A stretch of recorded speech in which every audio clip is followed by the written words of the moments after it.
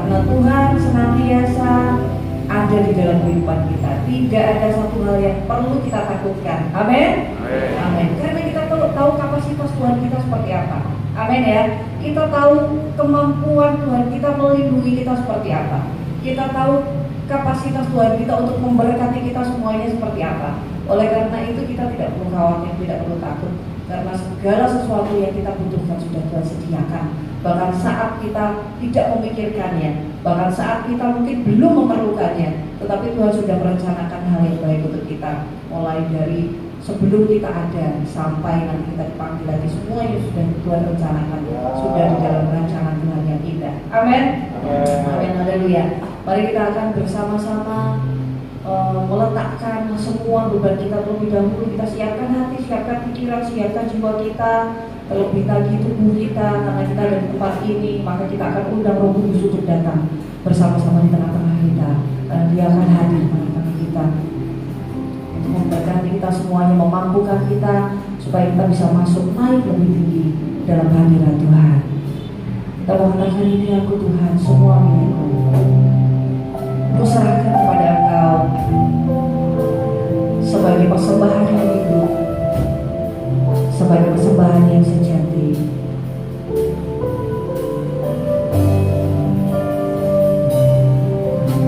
Saya undang Bapak Ibu bagi diri semuanya, anak-anak hadirin yang sungguh-sungguh. Ini aku, semua milikmu.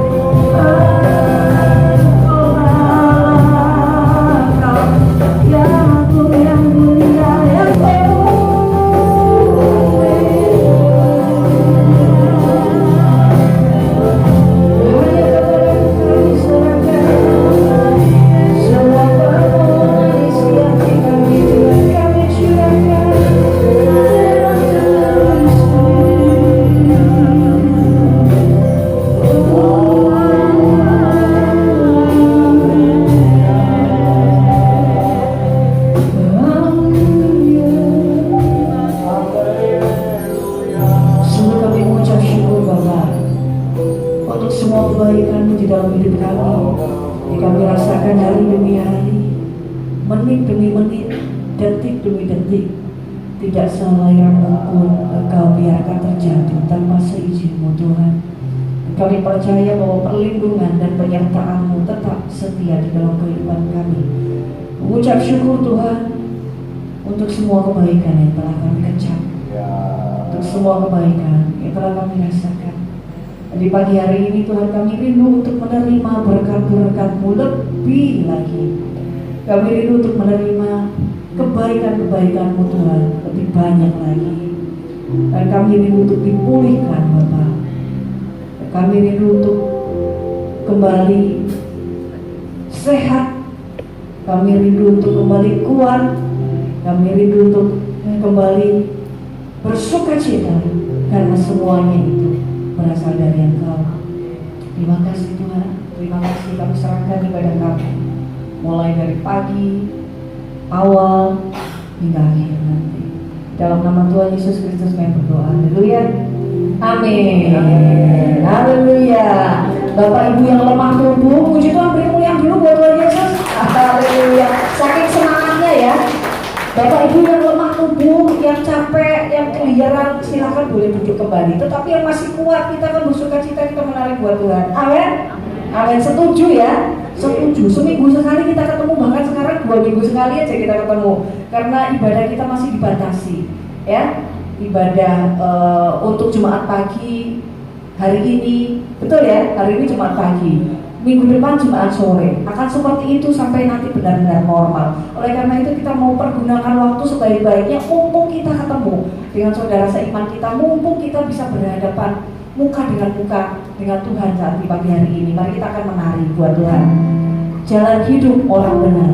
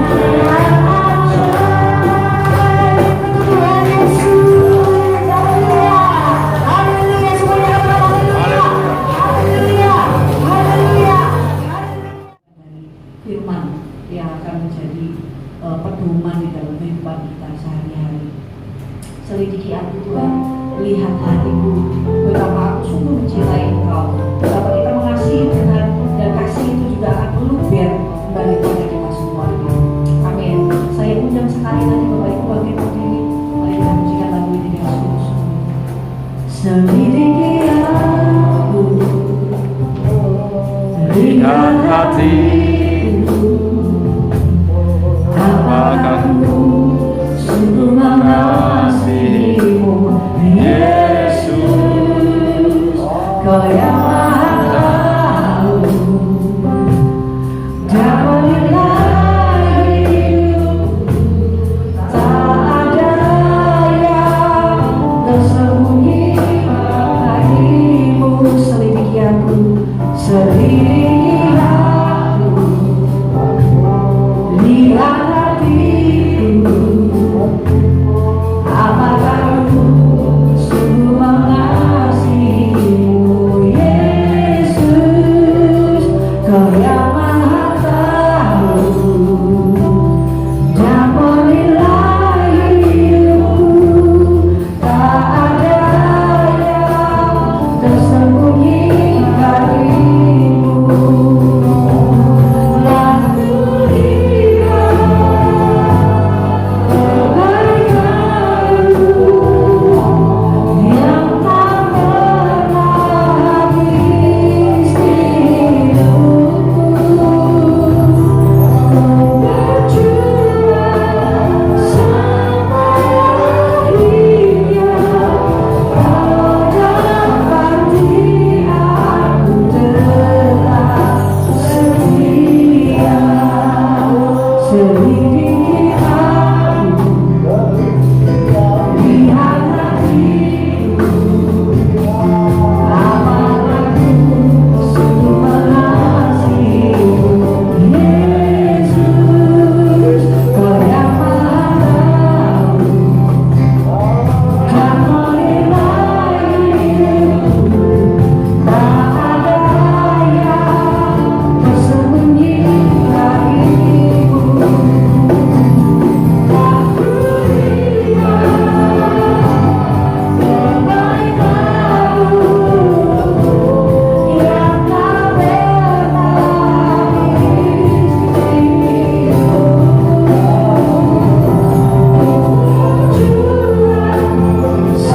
yang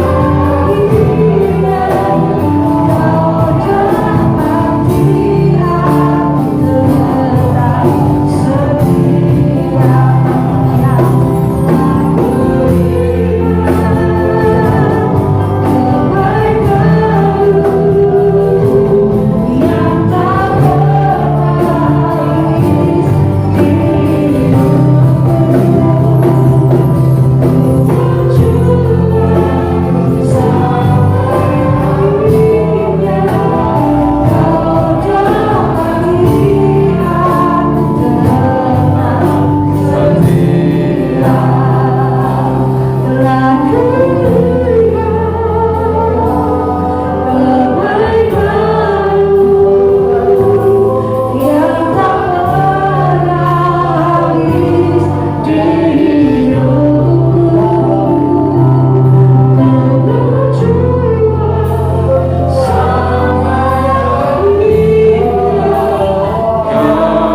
berjuang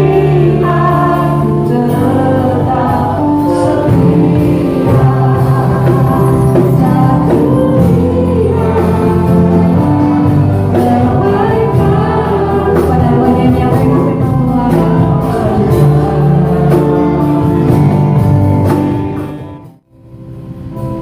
Bapak di surga, terima kasih untuk pujian yang sudah kami naikkan, menyentuh dan memberkati kami pagi ini.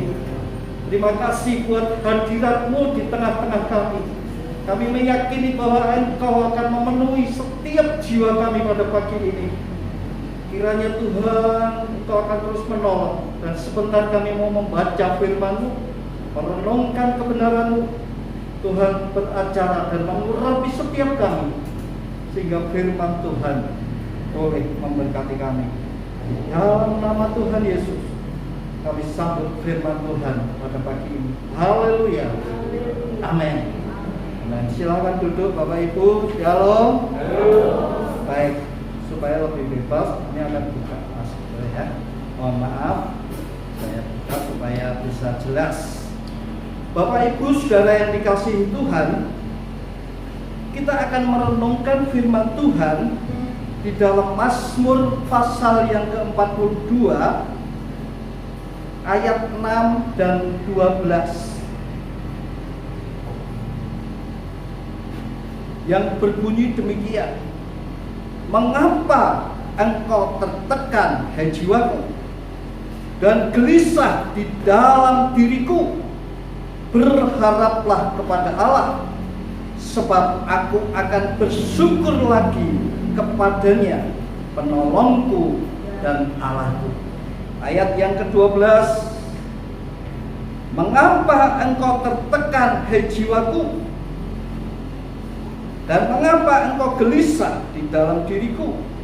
Berharaplah kepada Allah, sebab aku bersyukur lagi kepadanya, penolongku dan Allahku. Bapak Ibu Saudara yang dikasihi Tuhan, ini adalah sebuah pengakuan dari Bani Korah tentang keadaan dirinya. Jiwanya sangat tertekan. Kalau kita membaca ayat demi ayat ini, Bani Korah mengakui bahwa pada saat ayat 1 dan 2 dia haus akan kebenaran firman, dia haus akan sungai yang berair. Lalu di ayat yang keempat dia berkata, air mataku, ya, air mataku menjadi makananku siang dan malam. Artinya bahwa Bani Korah mengalami tekanan yang luar biasa di dalam dirinya, sampai dia berani berkata, air mataku, itulah yang menjadi makananku setiap hari.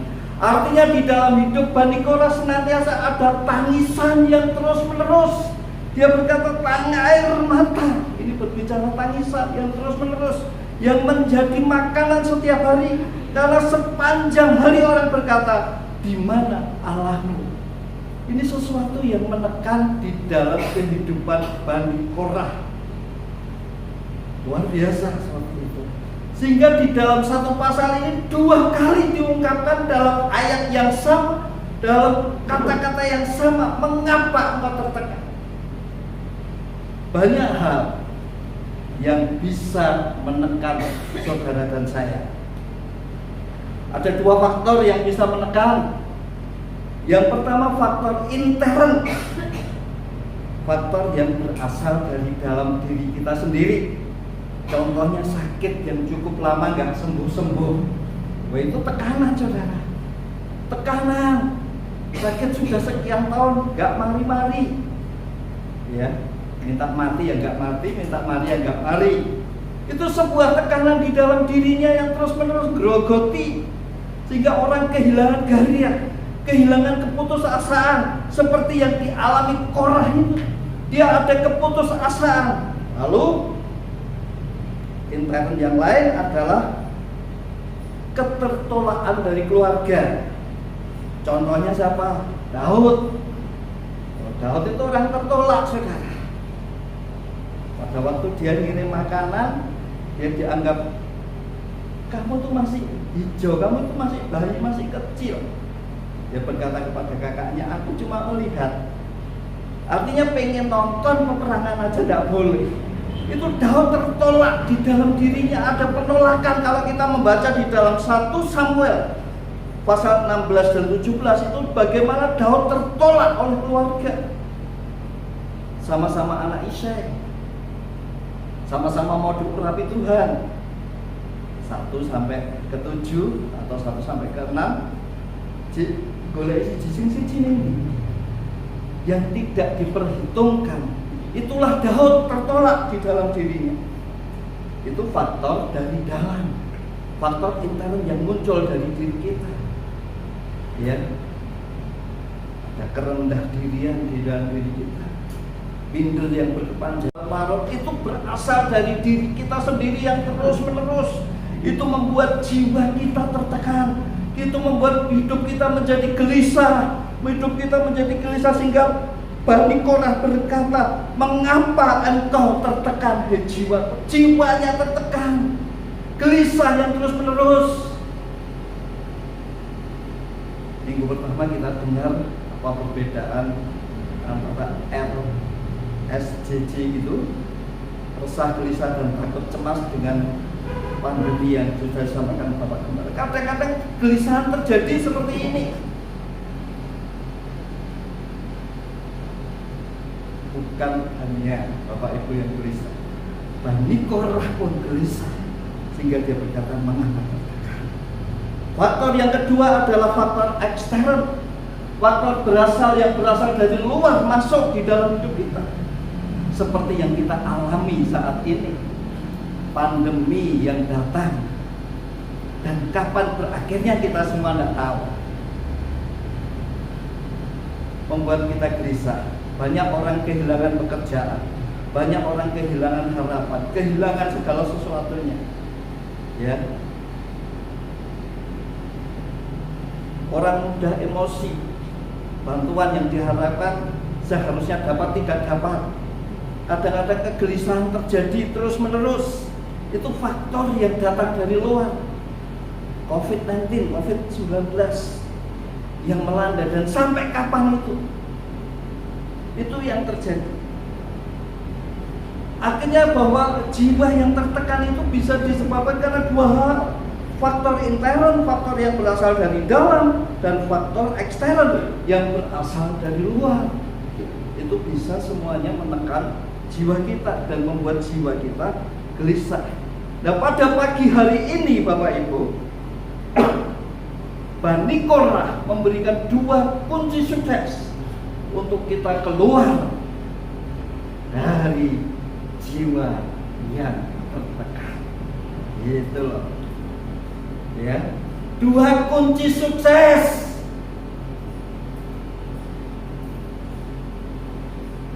Sehingga Bani Korah bisa keluar dari jiwa yang tertekan. Yang pertama apa? Pertama di ayat yang ke-6 bagian terakhir dikatakan, berharaplah kepada Tuhan. Ini yang pertama. Jiwa boleh tertekan, hati boleh gelisah, tapi Bani Korah memberikan kunci buat kita untuk mampu mengatasi itu. Yang pertama, berharaplah kepada Allah. Mengapa perlu berharap? Karena hanya berpengharapan di dalam Tuhan yang tidak pernah mengecewakan. Roma pasal 5 ayat 4 dan 5. Roma pasal 5 ayat 4 dan 5. Pengharapan itu berasal dari mana? Ya. Dan ketekunan menimbulkan tahan uji, dan tahan uji menimbulkan pengharapan. Lalu di ayat 5 kata, pengharapan itu tidak mengecewakan. Bahkan ayat-ayat sebelumnya berkata untuk berharap kepada Allah itu muncul tekanan dulu, muncul kesengsaraan dulu, baru kesengsaraan itu menimbulkan ketekunan, ketekunan itu menimbulkan tahan uji, dan tahan uji menimbulkan pengharapan, dan pengharapan tidak pernah mengecewakan. Jadi orang yang berharap kepada Allah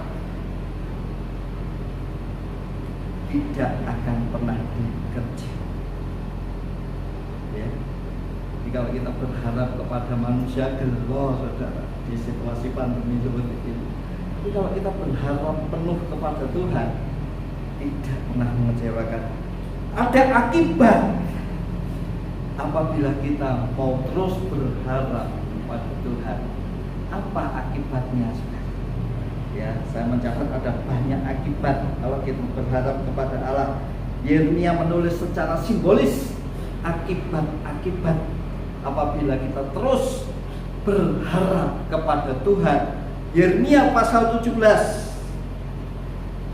ayat 7 dan 8 dikatakan, diberkatilah orang yang mengandalkan Tuhan dan menaruh harapannya kepada Tuhan. Ayat 8, ia seperti pohon yang ditanam di tepi air. Ini yang pertama.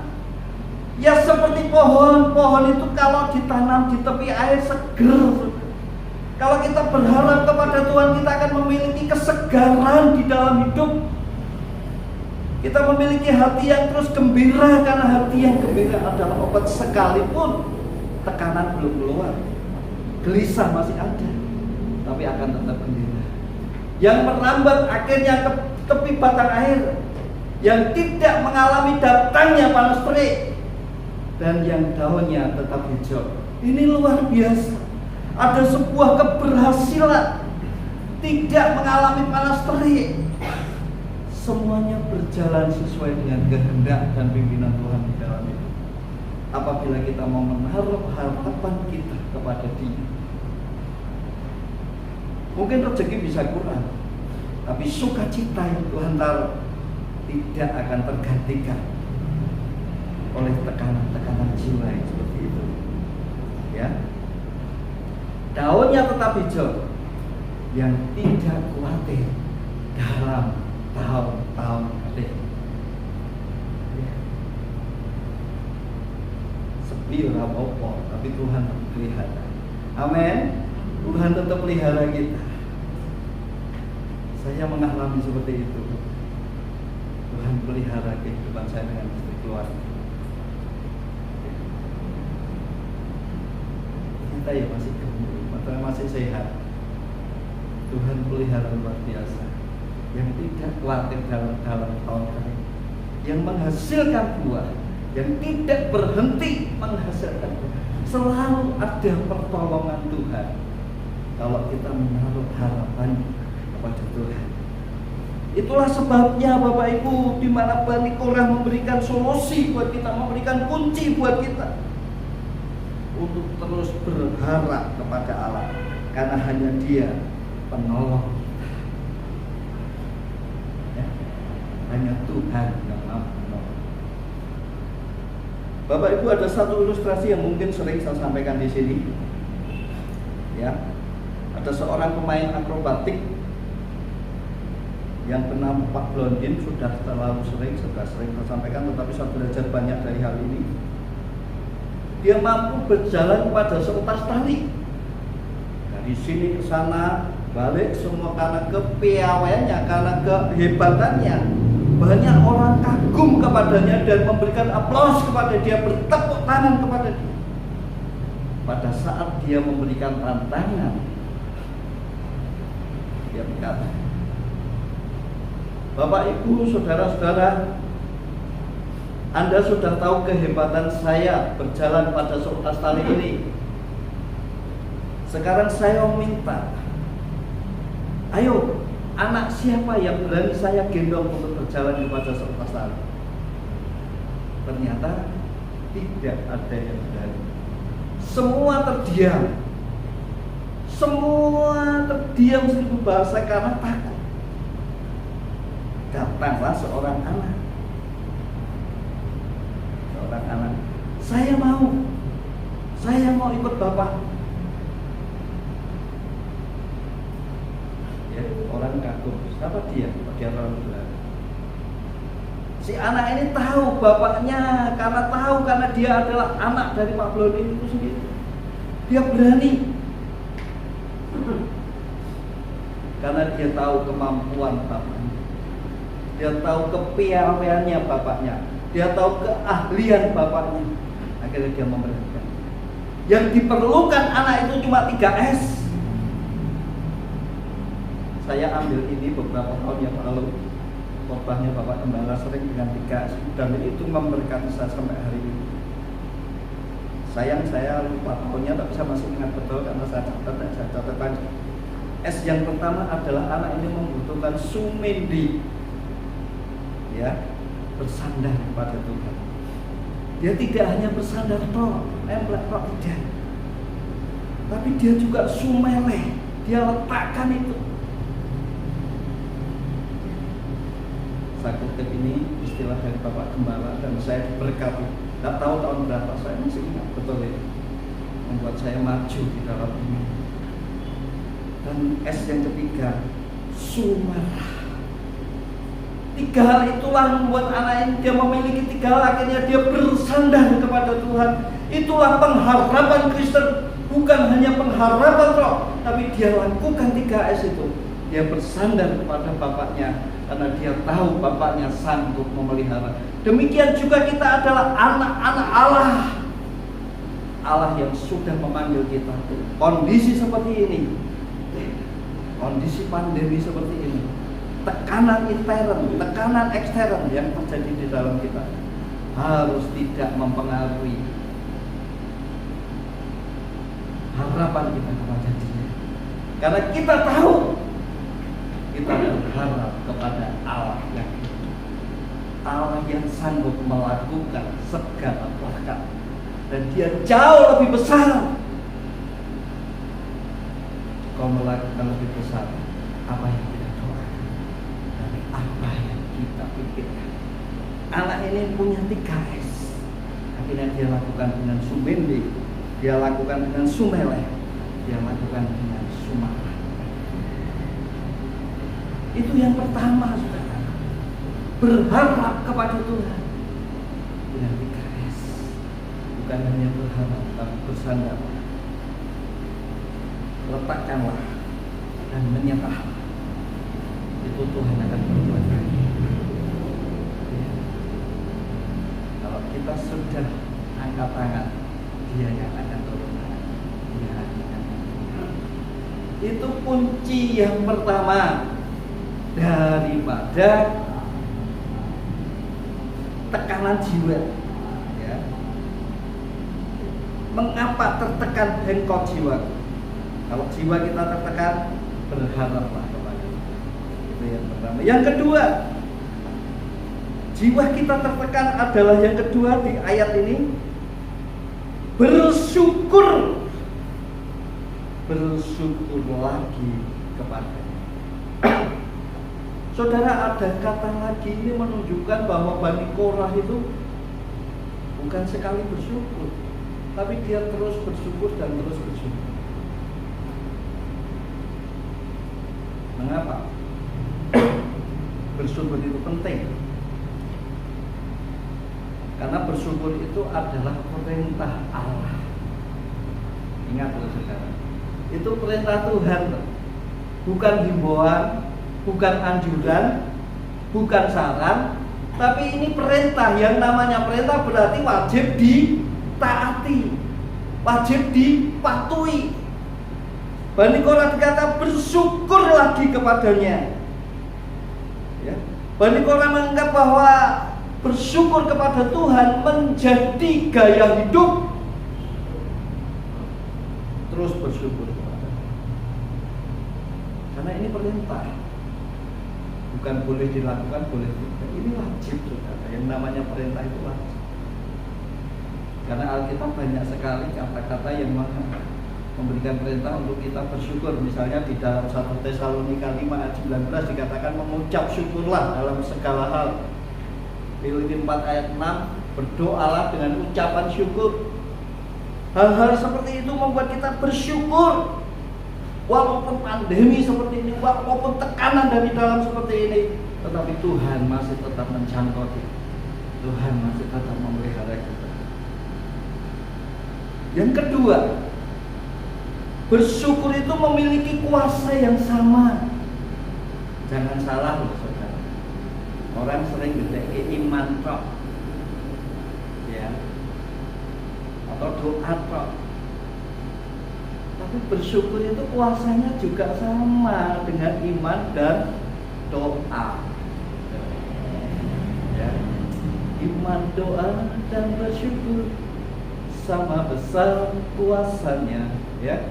Dengan bersyukur tentang apa yang Tuhan kerjakan, tentang apa yang Tuhan lakukan buat diri kita, buat bangsa kita, buat gereja kita. Bersyukur itu memiliki kuasa yang sama. Jadi yang pertama kita pentingnya bersyukur, karena bersyukur itu perintah. Jadi yang namanya perintah wajib dan harus. Dan bersyukur itu memiliki kuasa yang sama.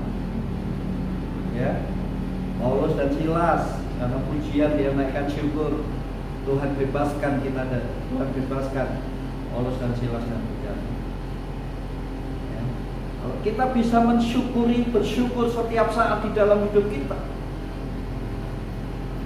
sehingga jiwa kita tidak tertekan, karena kita bisa menghargai setiap berkat Tuhan sekecil apapun itu, pertolongan Tuhan yang perlu kita syukuri sampai hari ini. Ya. Ada satu bangsa dalam satu generasi tidak bisa masuk akal. Bangsa Israel. Satu generasi, kalau Musa aja hanya diizinkan Tuhan melihat, tidak masuk. Satu generasi Musa ke sini, semua dimusnahkan. Apa yang menjadi salah? Salah satu dosa yang diperbuat bangsa Israel adalah dia selalu bersungguh-sungguh kepada Tuhan. Dia tidak mengucap syukur kepada Dia. Ya, dia tidak mengucap syukur kepada Allah. Sehingga dia bersungguh-sungguh.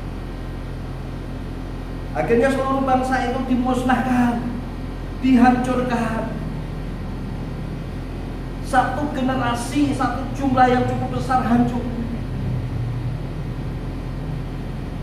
Oleh sebab itu Bapak Ibu, mari kita belajar bersyukur Tuhan. Sekalipun kita ibadah di tengah-tengah pandemi seperti ini, tapi mengucap syukur kita masih bisa. Kita masih bisa. Kita masih diberi kesehatan. Kita masih diberi anugerah yang luar biasa. Bersyukur kepada setiap kebaikan, sebab hanya kebaikan Tuhan. Dan kalau kita hitung, mari kita belajar bersyukur. Sehingga pemazmur Daud katakan di dalam Mazmur 103, aku mengucap, jangan lupakan setiap kebaikan.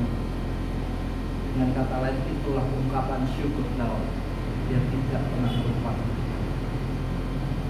Ya. Orang yang bertolak, tapi dia bisa mengucap syukur, dia katakan jangan pernah melupakan. Nah, Bapak Ibu yang dikasihi Tuhan, bangsa Israel pernah gagal di dalam bersyukur. Oleh sebab itu perjalanan hidup kita, mari kita tetap bersyukur kepada Tuhan. Jangan pernah gagal. Sehingga apa yang dikatakan Bani Korah dikatakan, mengapa tertekan hai jiwaku, dan mengapa engkau gelisah dalam diri? Dua kunci sukses yang membuat kita mampu keluar dari tekanan, dari kegelisahan, itu hanya ada dua kunci sukses. Berharaplah kepada Tuhan dan bersyukurlah kepadanya. Sebab apa? Penolongku dan Allah. Kalau kita berharap, Dia adalah penolong. Kalau kita bersyukur, Dia adalah Allah kita yang sanggup memenuhi setiap kebutuhan. Dua kunci sukses yang membuat kita mampu keluar dari tekanan, dari tekanan jiwa, dari kegelisahan hidup. Kita tidak perlu menyalahkan alam, tidak perlu menyalahkan dunia atau siapa-siapa. Dua kunci itulah yang membuat kita bisa keluar dari tekanan-tekanan itu, dari gelisah-gelisah itu. Ya, gelisah boleh datang, tekanan ada saja selalu, baik dari intern maupun eksternal. Tapi kuncinya ada dua, kita bisa bertahan dan keluar. Berharaplah dan bersyukur. Mari kita. Haleluya. Haleluya. Haleluya. Mohon maaf untuk